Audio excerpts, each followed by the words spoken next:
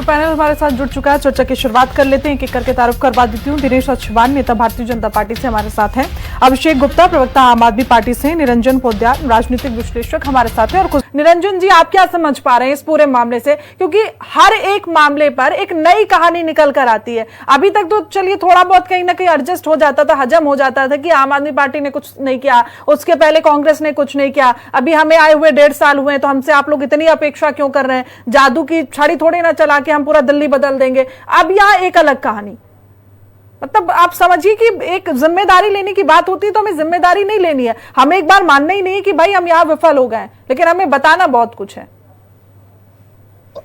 देखिए श्रेया जी, यहाँ पे मेरा अगर मानना पूछेंगे तो मेरा ये मानना है कुछ लोग बूझा और कुछ लोहार बूझा, यानी कि हम जिम्मेदारी किसी को भी दे करके और इस चीज से इतिश्री कर सकते हैं, या यूं कहें कि हम टीवी डिबेट के अंदर जो भी निर्णय बैठ करके यहाँ पे सारी चीजें, आपको एक चीज समझ में आनी चाहिए कि ये चाहे जो आगजनी की घटनाएं हैं, चाहे जिस तरीके से ये जो बिल्डिंग धराशायी की घटनाएं हैं, या तमाम दिल्ली में जो इस तरीके की जो दुर्भाग्यपूर्ण घटनाएं हो रही हैं, इसका मुख्य कारण क्या है? इसका मुख्य कारण कोई आज का नहीं है। इसका मुख्य कारण आप ये समझ लीजिए, पिछले 75 वर्षों से जो दिल्ली अनप्लैन्ड वे के अंदर जो दिल्ली बढ़ती जा रही है, दिल्ली के अंदर जो कंक्रीट का जंगल उठता जा रहा है, हाँ, उसके अंदर तमाम सरकारें, तमाम सिविक एजेंसियां, तमाम अधिकारी और तमाम कर्मचारी, और ऊपर से आपको मैं बता रहा हूं, ये जो हमारे यहाँ जो निचले स्तर की जो राजनीति है, उसके अंदर ये सारी की सारी चीजें जिम्मेदार हैं। इसके अंदर कोई ये कहे कि इसमें हमारी जिम्मेदारी नहीं है, क्योंकि आज अगर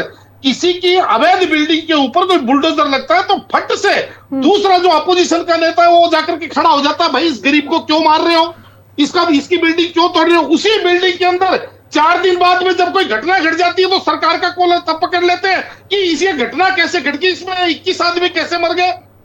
मैं आपसे एक सवाल पूछता हूं, जो बिल्डिंग के अंदर जिस रेस्टोरेंट में आग लगी थी, उस रेस्टोरेंट को अगर 15 दिन पहले अगर एमसीडी उसको बुलडोज करती तो क्या वहां पे राजनीति नहीं पहुंचती? ठीक है, बिल्कुल निरंजन जी, आपने मुझसे सवाल पूछा, मैं आपसे भी एक बार सवाल पूछ ले रही हूँ, और मुझे लगता है कि हर इंसान पूछ रहा है, ये दिल्ली में सरकार सत्ता चलाता कौन है? बीजेपी चला रही है ना इस वक्त, कि विपक्ष आके निर्णय लेगा कि हमें क्या करना है क्या नहीं करना है? विपक्ष नहीं ले सकता, वो सिर्फ आवाज उठा सकता है, सही क्या है गलत क्या है आपको करना है। श्रेया जी, मैंने आपको क्या कहा कि जब तक आप कारण पे नहीं पहुंचेंगे तब तक आप निवारण पे नहीं पहुंचेंगे, क्योंकि कारण ही निवारण है। और कारण के अंदर मैंने आपको बता दिया, यहाँ की सरकारें, यहाँ की सिविक एजेंसियां, यहाँ की छिछालेदर वाली राजनीति, और जो जिसको कहते हैं राजनीति का कोई यहाँ पे किसी प्रकार का कोई स्तर नहीं, वो वाली राजनीति भी हम देख रहे हैं। जिस तरीके से ओजोन के ऊपर राजनीति हो रही है,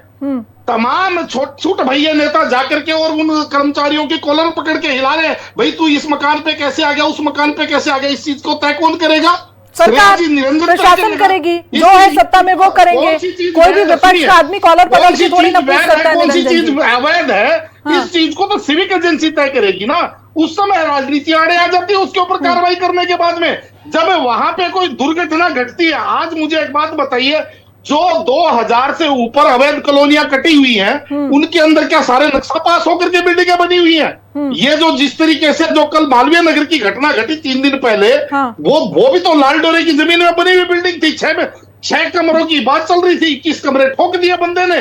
तो वो कोई आज की चीजें हैं? आज जिस तरीके से जो मकान वहां गिरा है, हम उस मकान की चर्चा कर रहे हैं। पहली बात तो आपको मैं एक चीज बताऊं, देखिए आप क्या चाहते हैं कि भाई सिविक एजेंसी अपना काम ना करे, नाले की जो भी नाले की रिपेयर है, नाले के अंदर जो नाले का जो निर्माण कर रहे हैं वो नहीं करेंगे तो 2 दिन बाद में जल भराव की समस्या आएगी।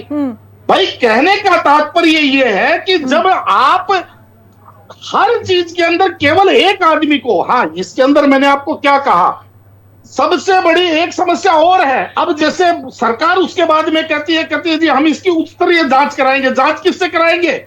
यानी कि दूध की रखवाली आप बिल्ली को बिठाएंगे। जिन सिविक एजेंसियों ने, जिन अधिकारियों ने वो सब वहां पे घटने दिया, वहां पे इतनी वो बिल्डिंगें उठने दी, वहां पे वो अवैध निर्माण होने दिए, उन्हीं को आप जांच की कहने का तात्पर्य ये सवाल इसलिए पूछ रहा हूं, आपने कहा ना कि किसी एक ही इंसान को क्यों, इसलिए क्योंकि वो सत्ता में बैठे हुए हैं, इसलिए उनसे पूछ रही हूँ।